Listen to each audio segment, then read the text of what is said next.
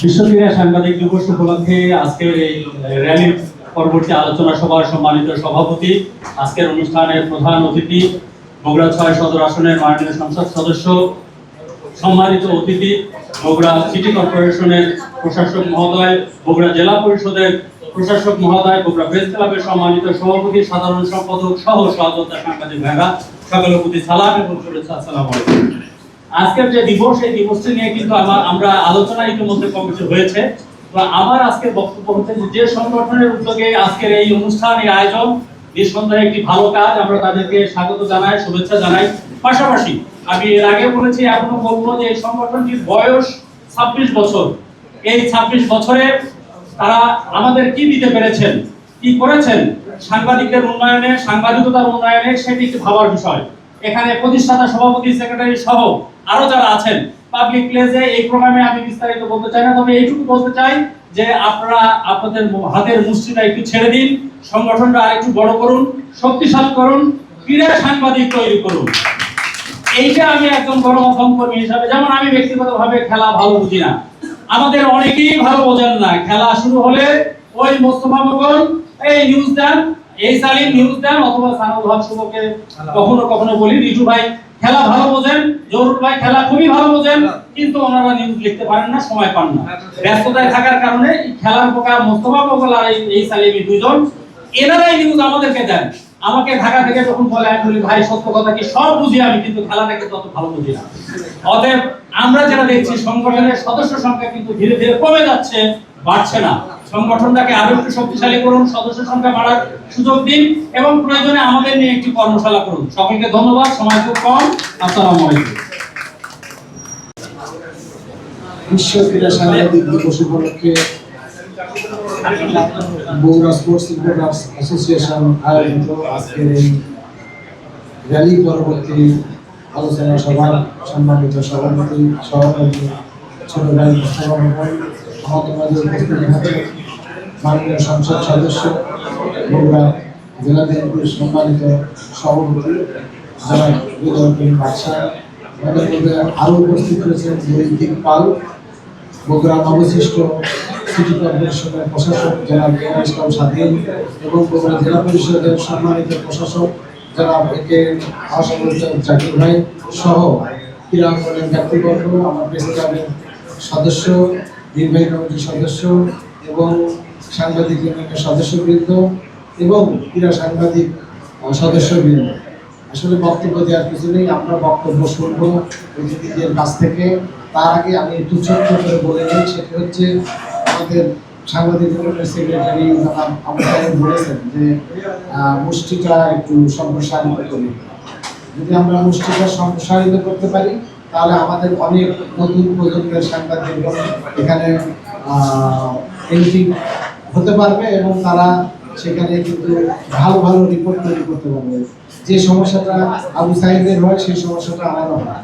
মাঝে মাঝে আমার বিএসএস এ কাজ করতে গিয়ে কিছুদিন আগেও এরকম ইনফরমেশনের, আমি যদিও যে একটু টুকটাক দিতে পারি ওই খেলার ব্যাপারে, কিন্তু ইনফরমেশনের ব্যাপারটা মোস্তফা মোগল কিংবা এই চালুকে আমি ফোন দিই, তাদের কাছ থেকে সংগ্রহ করে নিয়ে তারপরে এটি করতে করতে আমার অনেক দেরি হয়ে যায়।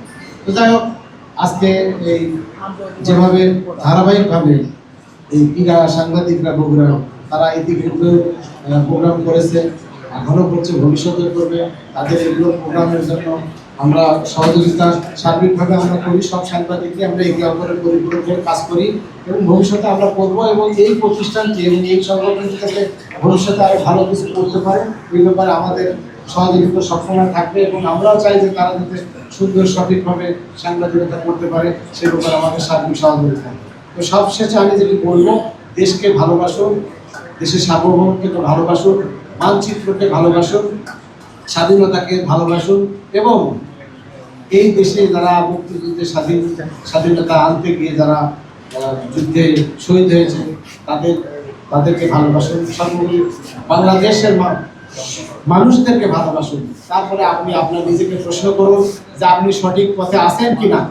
আপনি যদি সঠিক পথে থাকেন, তাহলে আমরা সবাই বুঝতে পারবো যে না, আমরা সঠিকভাবে এগিয়ে যাচ্ছি এবং আগামী প্রজন্ম যে নতুন যে প্রজন্ম আসতেছে সেই প্রজন্ম যে আগামী বাংলাদেশ বিনির্মাণে একটি বলিষ্ঠ ভূমিকা পালন করতে পারে সেই ব্যাপারে আমাদের সেই বিষয়টি কিন্তু আমাদের সামনে আসবে। এই কথাটি আমি এই কারণে বললাম যে বগুড়া প্রধানমন্ত্রী এলাকা এবং প্রধানমন্ত্রী এলাকা এবং এই এলাকাতে শহীদ প্রেসিডেন্ট জিয়াউর রহমানের জন্ম হয়েছে। আমরা এমন কিছু লিখবো না, আমরা এমন সাংবাদিকতা করবো না যেটাতে আমাদেরকে প্রশ্নবিদ্ধ হতে হয়, মানুষ আমাদের দিকে আঙ্গুল তোলে। অতএব সবার সুস্বাস্থ্য এবং দীর্ঘায়ু কামনা করি, সবার সেই চিন্তাধারা থেকে কাজ করবেন, আগামী দিনে লেখালেখি করবেন, এই প্রত্যাশা রেখে আজকের অনুষ্ঠানের সফলতা কামনা করে আমি আমার বক্তব্য শেষ করছি। আল্লাহ হাফেজ, বাংলাদেশ জিন্দাবাদ, সবাইকে ধন্যবাদ। আসসালামু আলাইকুম। প্যারিসে যখন সামার অলিম্পিক অনুষ্ঠিত হচ্ছিল এই সময় sports reporters world sports association গঠিত হয়। এরাই 1994 সালে এই দিনে 2রা জুলাইতে তারা সারা বিশ্বব্যাপী এই দিবসটাকে উদযাপন করার জন্য এই ঘোষণা দেয় এবং তখন থেকেই সারা বিশ্বে এই ওয়ার্ল্ড স্পোর্টস রিপোর্টার্স ডে, বিশ্ব ক্রীড়া সাংবাদিক দিবস পালন করার সূচনা হয়। আর বাংলাদেশে হয় তার 1 বছর পর থেকে 1995 সাল। তা আমরা দেখছি সারা দেশের কিভাবে উদযাপিত হচ্ছে সেটা জানি না। আমরা বগুড়ায় বিগত 2 বছর থেকে দেখছি বগুড়ার স্পোর্টস রিপোর্টার যে অ্যাসোসিয়েশন আছে তারা এটা উদযাপন করার খুব ডেপুটিং ম্যানারে এটা করার তারা চেষ্টা করতেছে। তাদেরকে আমি সাধুবাদ জানাই। পাশাপাশি অনুরোধ করব যে এই সংগঠনকে গতিশীল করতে গেলে বিশ্ব বগুড়ার যারা স্পোর্টস অ্যাসোসিয়েশন আছে তাদের অনুরোধ করবো আজকের থেকে যে বগুড়ার যারা বিশিষ্ট ক্রীড়া সংগঠক আছে, খেলোয়াড় আছে, তাদেরকে কিন্তু এই দিনে যেন পুরস্কৃত করা যায় সেটা একটা ব্যবস্থা করবেন এবং পাশাপাশি ক্রীড়া সাংবাদিক, শ্রেষ্ঠ ক্রীড়া সাংবাদিক যারা তাদেরকে নির্বাচিত করে তাদেরকে পুরস্কৃত করার চেষ্টা করবেন এবং এই দিনে তাদেরকে পুরস্কৃত করবেন, তার মনে ভালো হয়। আর আজকে বেশি কিছু বলবো না, আমি সবাইকে বগুড়া স্পোর্টস রিপোর্টার্স অ্যাসোসিয়েশনের পক্ষ থেকে আন্তরিক ধন্যবাদ জানাচ্ছি আজকে আমাদের এই প্রোগ্রামে অংশগ্রহণ করার জন্য। সেই সাথে যেহেতু এখানে একটি কথা উঠেছে, সাইদ ভাই প্রশ্ন করেছেন, আসলে ইতিমধ্যেই আমাদের সর্বশেষ নির্বাহী কমিটির সভায় বগুড়া স্পোর্টস রিপোর্টার্স অ্যাসোসিয়েশনের সদস্য সংখ্যা বাড়ানোর জন্য একটা সিদ্ধান্ত হয়েছে এবং সেটা রেজলিউশন হয়ে গেছে। খুব শীঘ্রই আমরা সেই প্রক্রিয়ায় যাব। আর সাংবাদিকদের প্রশিক্ষণের জন্য এর আগেও আমরা উদ্যোগ গ্রহণ করেছি, কিন্তু আসলে আর্থিক সংকটের কারণে আমরা সেটা করতে পারিনি। একটা কর্মশালা করতে গেলে অনেক ব্যয়বহুল। তো আজকে যেহেতু জাকির ভাই আমাদের বুকে সাহস এনে দিয়েছে, আমরা খুব শীঘ্রই একটা বড় ধরনের একটা সাংবাদিক কর্মশালা করব। স্বাধীন ভাই তো গোপনে দিতে চাইছেন, উনি প্রকাশ্যে দিবেন না। তো 2 ভাইয়ের সহযোগিতা, পাশাপাশি আমাদের অভিভাবক বাদশা ভাইয়েরটা তো আছেই, সব মিলায় আমরা মনে করি যে বগুড়ার ক্রীড়া সাংবাদিকদের জন্য একটা ভালো কিছু হবে আগামীতে ইনশাআল্লাহ। যেহেতু শহীদ চান্দু স্টেডিয়াম, এখানে আবারও আন্তর্জাতিক ভেন্যু হচ্ছে। আন্তর্জাতিক ভেন্যু হওয়া মানে বছরে 4-5টা খেলা হবে, এখানে আন্তর্জাতিক ম্যাচ হবে, আর তখন আমাদের সাংবাদিকদের প্রয়োজন হবে। তো আমরা আশা করি যে সকলের সহযোগিতা নিয়ে আমরা ভালো কিছু করতে পারবো। সবাইকে আন্তরিক ধন্যবাদ। আসসালামু আলাইকুম। বিশ্ব ক্রীড়া দিবস উপলক্ষে আজকে বর্ণাঢ্য র্যালি শেষে আলোচনা সভায় উপস্থিত বগুড়া জেলা বিএনপির সম্মানিত সভাপতি এবং বগুড়া 6 আসনের মাননীয় সংসদ জনাব রেজাউল করিম বাদশা ভাই, উপস্থিত আমাদের সিটি কর্পোরেশনের প্রশাসক এমআর ইসলাম স্বাধীন ভাই, জেলা প্রশাসক জাকির ভাই সহ আমার সামনে প্রিয় সাংবাদিক ভাইরা, সকলকে বাংলাদেশ জাতীয়তাবাদী ছাত্রদল বগুড়া জেলা শাখার পক্ষ থেকে সালাম জ্ঞাপন করছি। আর আজকের এই বিশ্ব ক্রীড়া দিবস উপলক্ষে যে বর্ণাঢ্য র্যালি হয়েছে এবং আপনাদের এই ক্রীড়াঙ্গনের যে মানুষকে যে যারা খেলাধুলা করেছে তাদেরকে আপনারা সবসময় সম্মান প্রদান করেন এই ক্রীড়ার মাধ্যমে, এবং এটির আমি উজ্জ্বল সাফল্য কামনা করে আমি কথা বলে শেষ করছি। আসসালামু আলাইকুম। সাংবাদিক দিবস উপলক্ষে আজকের র্যালি পরবর্তী এই আলোচনা সভায় সম্মানিত সভাপতি বগুড়া সাংবাদিক ক্রীড়া রিপোর্টার্স অ্যাসোসিয়েশনের সম্মানিত সভাপতি মোগল, উপস্থিত রয়েছেন নবসৃষ্ট বগুড়া সিটি কর্পোরেশনের প্রথম প্রশাসক জনাব এমআর ইসলাম স্বাধীন। বগুড়া আমরা আমাদের যে জিনিসগুলো নাই সেগুলো আমরা অবশ্যই পাবো। এবং যে জিনিসগুলো আমরা ইতিমধ্যেই অর্জন করেছি, যে আমাদের সিটি কর্পোরেশন, আমরা আমাদের মাননীয় প্রশাসক আমার পাশে বসে আছেন, আমরা অনেক সময় বলতাম, যেমন আমি যখন বগুড়া পৌরসভার দায়িত্ব গ্রহণ করি তখন বাজেট ছিল 48 কোটি টাকা। আমি যখন বাজেট দিয়ে আসি, আমি 3 বছর দায়িত্ব পালন করার সময় 250 কোটি টাকা আমি বাজেট দিয়ে এসেছি। আমি তো এবার আশা করি ইনশাআল্লাহ আমাদের মাননীয় প্রশাসক 1.5 থেকে 2,000 কোটি টাকা বাজেট দিল। এই 1.5 থেকে 2,000 কোটি টাকা বাজেট দেওয়ার এটা মূল সূত্রই হলো সিটি কর্পোরেশন। এটা যদি বগুড়া পৌরসভা থাকতো তার কিন্তু সম্ভব ছিল না, কোনোদিন সম্ভব হতো না। এই সিটি কর্পোরেশন হওয়ার কারণেই এটি সম্ভব।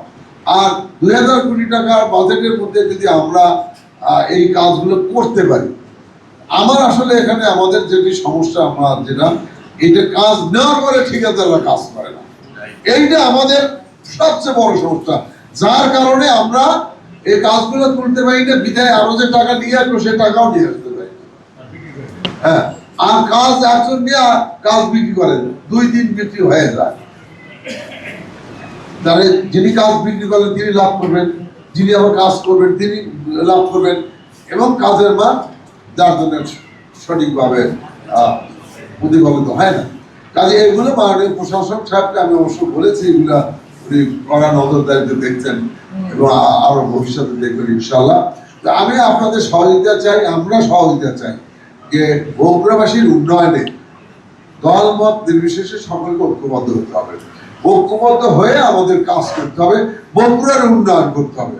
বগুড়ার উন্নয়ন মানে আপনার উন্নয়ন, বগুড়ার উন্নয়ন মানে আমার উন্নয়ন, বগুড়ার উন্নয়ন সবাই। আজকে যে শহীদ জিয়াউর মেডিকেল কলেজ, এই মেডিকেল কলেজ খালি বিএনপি লোকেরাই সেবা পায়, সর্বস্তরের মানুষ সেবা পায়, সেখানে কোনো দল মত নাই। এবং এই মেডিকেল কলেজে করোনার সময় কুষ্টিয়া, যশোর থেকে লোক এসছে এখানে করোনার সময়। এই আশেপাশে তো ডিভিশন আছে, ওই ডিভিশন থেকে লোক আসছে বগুড়ার চিকিৎসা নেওয়ার জন্য। কাজে আজকে মনে রাখতে হবে যে আমাদের এই বিশ্ববিদ্যালয় বগুড়া হলেও এ তো সারা বাংলাদেশের ছেলেমেয়েরাই লেখাপড়া করতে পারে। বগুড়া বিমানবন্দর হলেও 16টি জেলার মানুষ এখান থেকে বেনিফিট পাবে, এখানে সুবিধা পাবে। কারণ এই এলাকার যত ফসল উৎপন্ন হয়, কার্গো যদি সুবিধা থাকে তখন আর ঢাকা যেতে হবে না, চিটাগাং যেতে হবে, সরাসরি এখানে এসে এখান থেকে আমরা দেশে আমরা রপ্তানি করতে পারবো। এই যে সুবিধা, এই অর্থনীতির যে গতিটা, সেটা কিন্তু সারা বাংলাদেশে ছড়িয়ে পড়বে। এটা শুধু বগুড়া না, এই 16টা জেলা সহ জাতীয় অর্থনীতিতে একটি বিশাল প্রভাব পড়বে।